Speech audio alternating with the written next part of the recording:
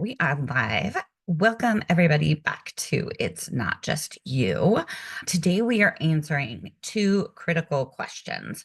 First, how can I recognize when I'm overcommitting and take steps to course correct? And how can I manage conflicting responsibilities? So, these are two that come up often. So, we're definitely going to dive into them today. So, why are we here?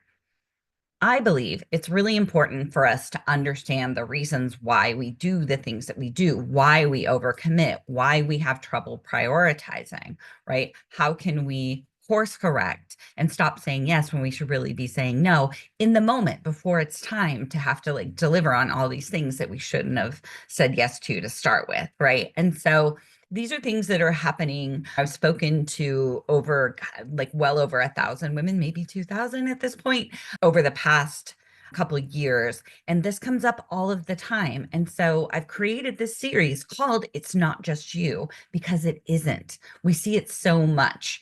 And so the thing that we want to use this whole series to address are like perfectionism and burnout, setting and maintaining boundaries and holding people accountable, finding and using your voice, right?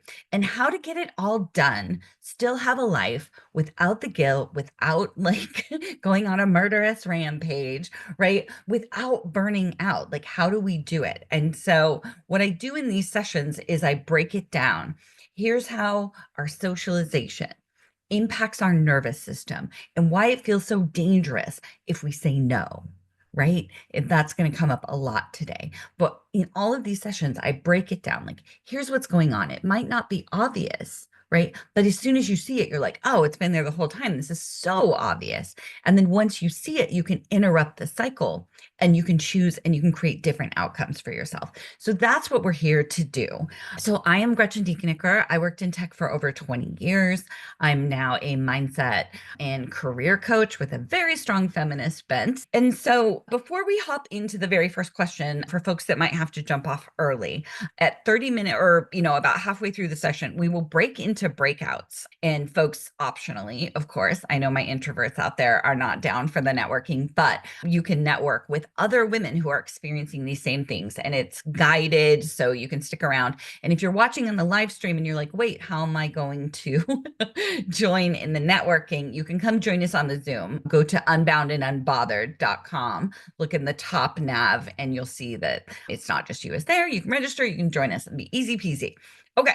So, and then the other thing that I want to make sure to say is I love a lively chat first. So, whatever you've got to say it. I love it. If something's coming up as I'm speaking, I love to dive into that. And you're probably not the only person who's thinking that. And then also at the end of the month, we're doing our monthly workshop. And this month, we're doing how to navigate high stakes interactions like a boss.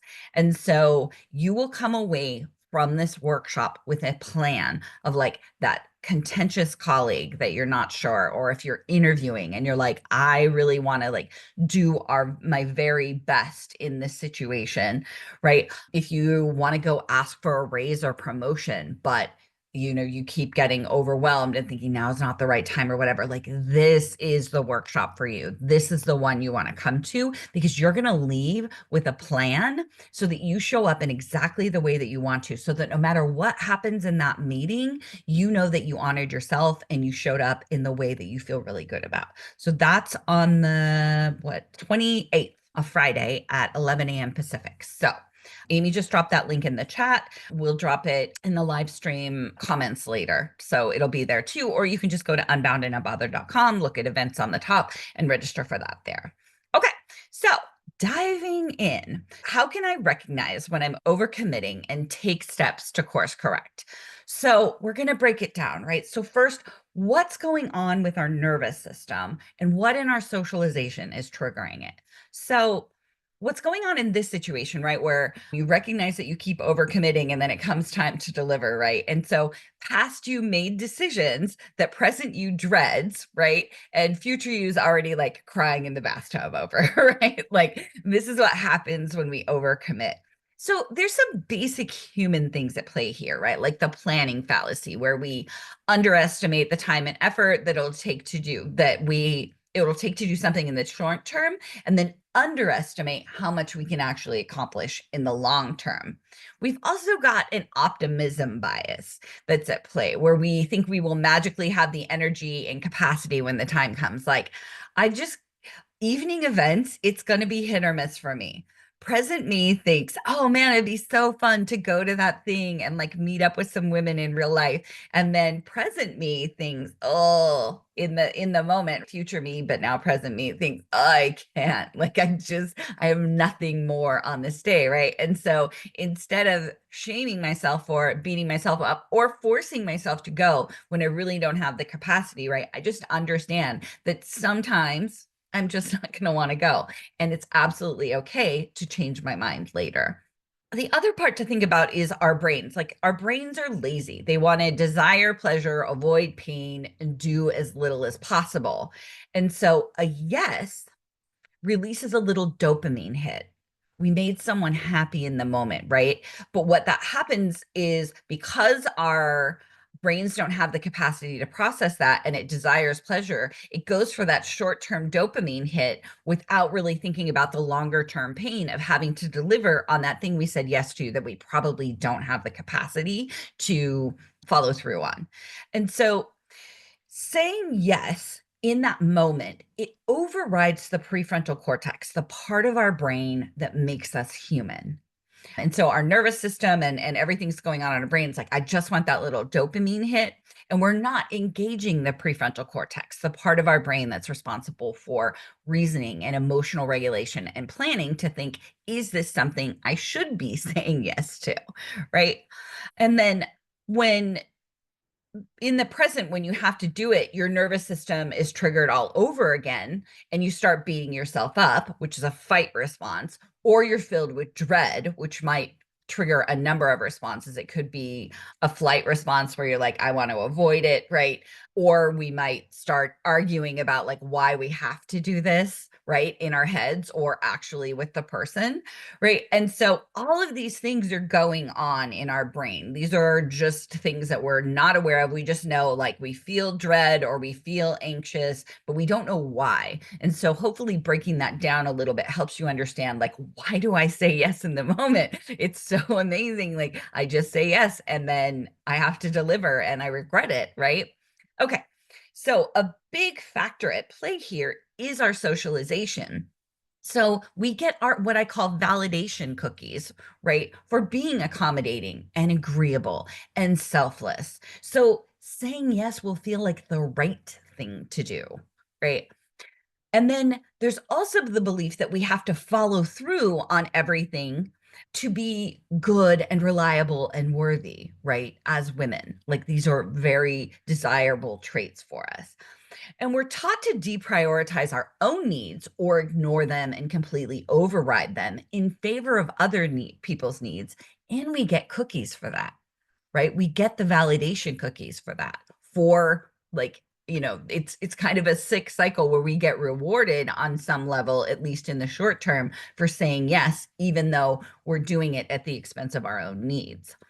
And then self-doubt is really profitable, right?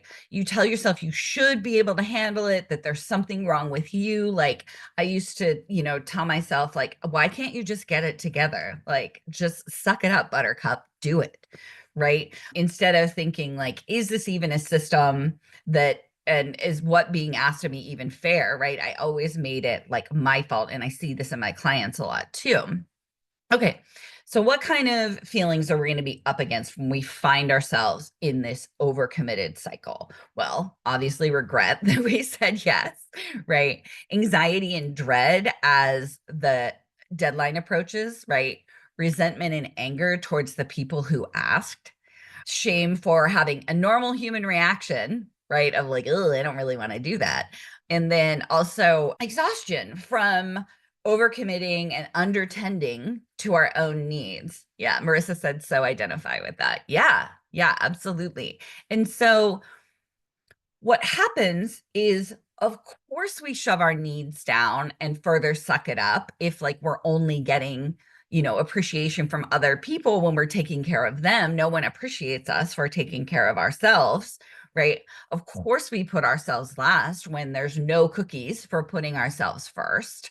Of course, we procrastinate or we bail at the last minute when we inevitably end up in overwhelm, right? And then, of course, we're going to beat ourselves up for it, like we're somehow flawed as human beings. And of course, after all of that, right, we're going to add shame and everything else on top of it. Of course, we do. It makes total sense when you look at it from like, here's how my socialization hits my nervous system. Of course, I'm going to do these things. It makes total sense. So, what are the outcomes that happen when we keep overcommitting? Well, obviously, we get into a cycle of fatigue and overwhelm. We don't have the spoons. We say yes when we mean no. We can't maintain boundaries and we can't hold other people accountable. And when we can't do that, then that takes up even more time, right? It's a really bad cycle to find yourself in. Or we can operate like a robot and disconnect from our bodies and our needs and go into survival mode of like, I just have to get through this. It doesn't really matter, right? I'm going to have gummy bears for dinner, right? Like, I'm just going to get through this particular day or week or project or whatever it is, right? Or I feel shame because I'm beating myself up, or I feel resentment towards the people that I love the most for being one more thing on my list that I'm like falling short in my estimation, falling short on delivering. Okay, so what do we do about it? One thing we can do is just pause before saying yes. Like, let the prefrontal cortex have some time to get booted up. Remember, your brain desires pleasure. And so that dopamine hit of saying yes and everyone being like, yay, she said yes, right? Like, just give it a moment. And I know that can feel really hard, right? But you can just say something like, I think that should work, but let me get back to you. Or if you're in a work situation, say, I'm not sure I have the bandwidth for this. Can I get back to you by blah, blah, blah time? Right. And it's going to feel a little uncomfortable in the moment. But this is the thing that we're doing for the long term gain of not being overcommitted. Right. Then we don't have to let people down. We don't have to back out of things. Right. If we don't say yes to start with, then we're able, and we're also able to execute on the things that we've already said yes to. Like, it's really this pause before saying yes is really, really important. And then the second part, while you're considering it, is like, check your motivation for saying yes. Is it a hell yes, or is it like, sure, I could, right? And then ask yourself, whose needs am I prioritizing by saying yes? It doesn't always have to be yours, but do you like your reasons, right? Well, I'm afraid they'll be upset with me. Is a reason that you want to really spend a little bit of time with. Like, am I okay with that? Can I say no, honor my needs, and hold space for their disappointment if I say no, right? I can still be a reliable friend or a dedicated teammate and say no sometimes, right? It doesn't, you're not going to suddenly just be like, nope, now she's a terrible teammate because she said no to this one thing. And then here's the thing, I just really, really want, if you do find that you said yes, I want you to remember you can change your mind at any time, even if you said yes, even if they're counting on you, even if your boss expects it, even if you think it'll make you look bad, even if you could technically make it work by sacrificing your well being, right? Even if it means disappointing someone, you do not have to set yourself on fire to keep everyone else warm.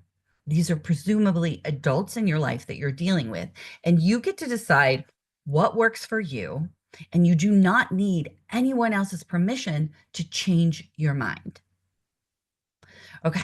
And then the last thing, a thought that really helped me get more comfortable with saying no, particularly with my family, is that every no I say is a yes to myself. So that's a thought you can borrow. All right. So that was overcommitting and figuring out how do we start interrupting that cycle of overcommitting and like the thing that just sort of builds on itself. So the next little bit that we're going to jump into is, how can I manage conflicting responsibilities, right? So this one comes up so much, right? If everything's important, then nothing's important, right? And so, what's going on in our brains? What's going on with our nervous system? So, competing priorities, if we're afraid of letting people down, if we're afraid of falling short, if we're afraid of failing, right? Competing priorities mean competing dangers in your mind. So, that's why it feels so big, and like this, like the anxiety can turn into overwhelm, because it's like competing dangers. Like it's like your brain is scanning the thing and being, there's a lion, there's a bear, there's an alligator, like something is going to come and eat us, right? That's what your brain is thinking with these competing priorities. It's the same chemicals in your body, the adrenaline and cortisol, that are going through your body that are going to create this. And so, what happens when our nervous system is activated is that it's harder to decide, because when our nervous system gets activated, it shuts down the prefrontal cortex, the part that can help us think and manage our emotions and come up with a plan. That part shuts down. And all of the blood goes to our limbs, because our brain doesn't know how to distinguish between like psychological danger and actual danger.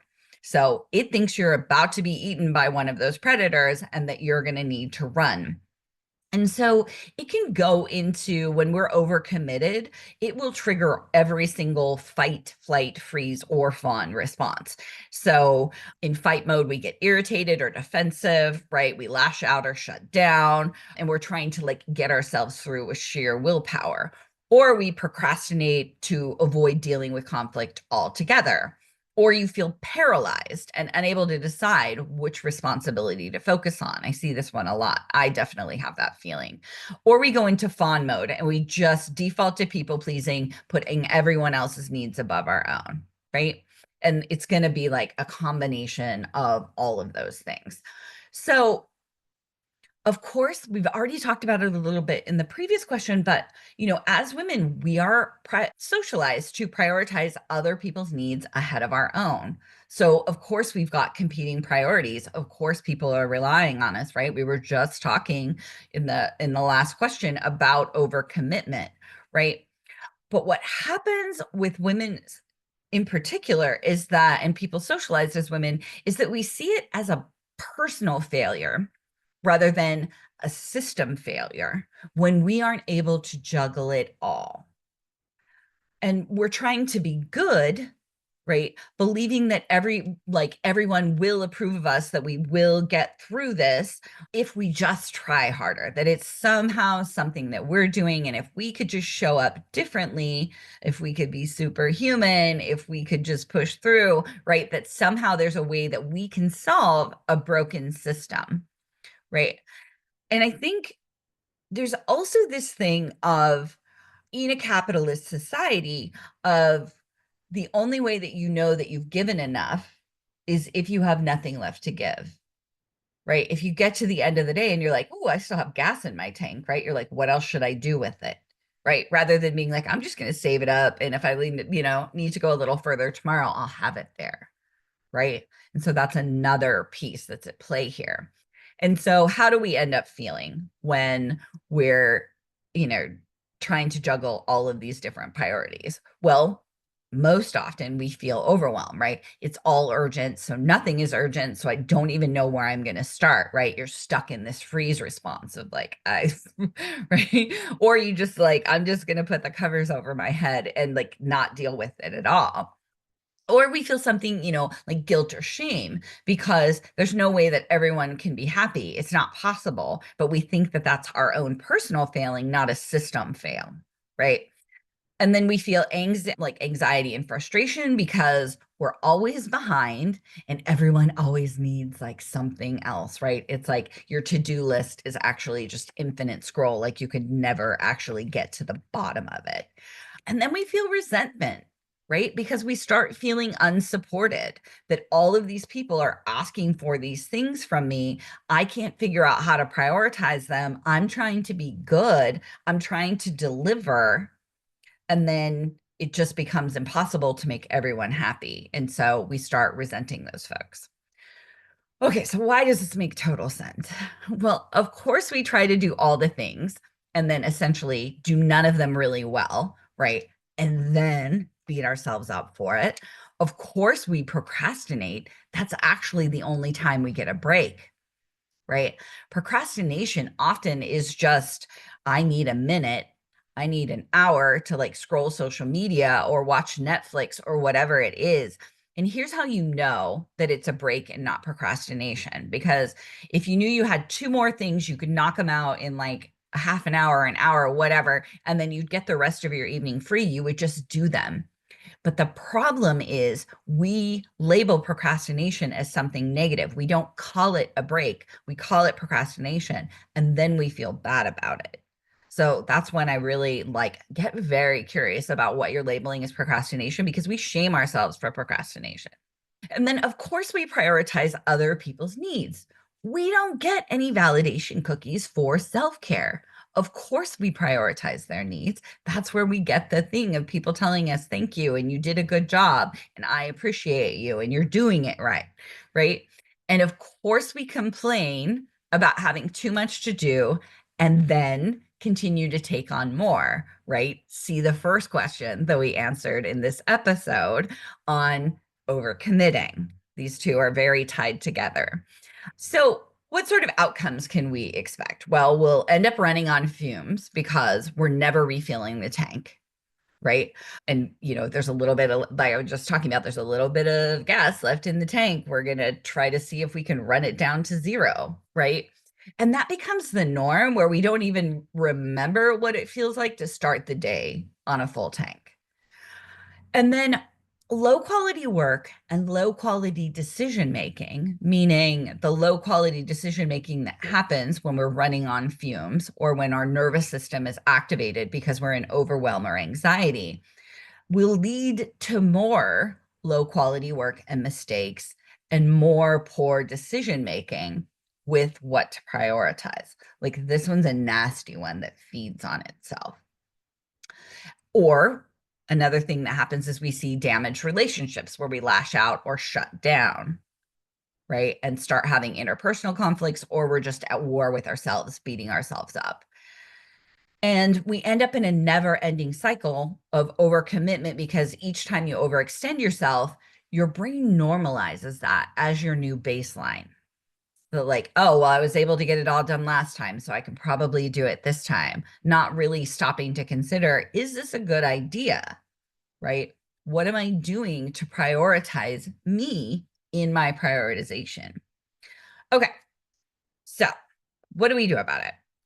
So, it's not a scheduling problem. In this case, it's a boundaries problem, right? So, a lot of what we talked about in the first half of this is really being able to pause before we overcommit, but then also filling our tank, making sure that we're doing things to recharge so that we're able to execute, so we're not making mistakes and then wasting more time having to go back and do them, or we're not go back to fix them, or we're not making poor decisions where we prioritize the wrong thing, right? And so completing the stress cycle is really, really important. Finding those things that recharge you. I always recommend the book on burnout by Amelia and Emily Nagoski. Highly recommend the audiobook. I love how they read it. They somehow can say patriarchy and ick as one word, like patriarchic. I don't know how they do it. It makes me laugh every time. So that's my highlight. And there's like very clever, amazing women. So the audiobook's awesome.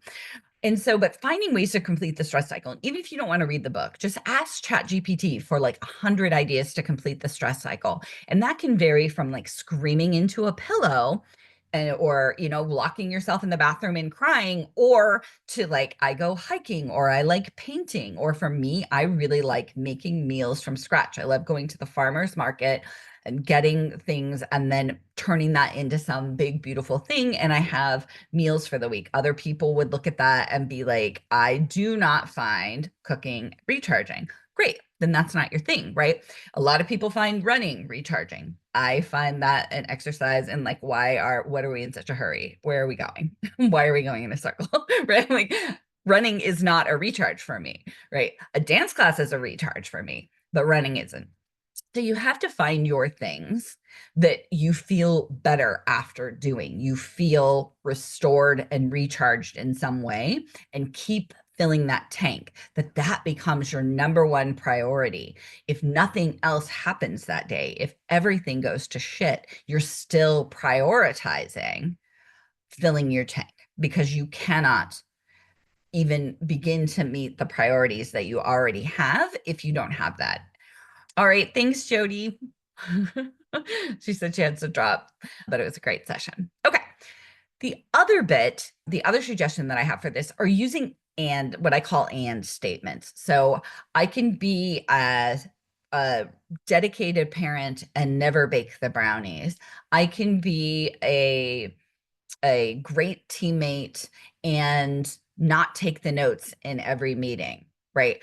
I can make a mistake and still be very, very competent and skilled at my job, right? A lot of times we try to like bifurcate ourselves into like, there's this part of me and I'm falling short here, and there's this part of me and I'm falling short here. And statements give us nuance and they allow us to be human. So I encourage you to come up with like, how is it possible for me to be both? How is it possible for me to be human and still believe that I'm a great parent, partner, leader, daughter, whatever it is, right?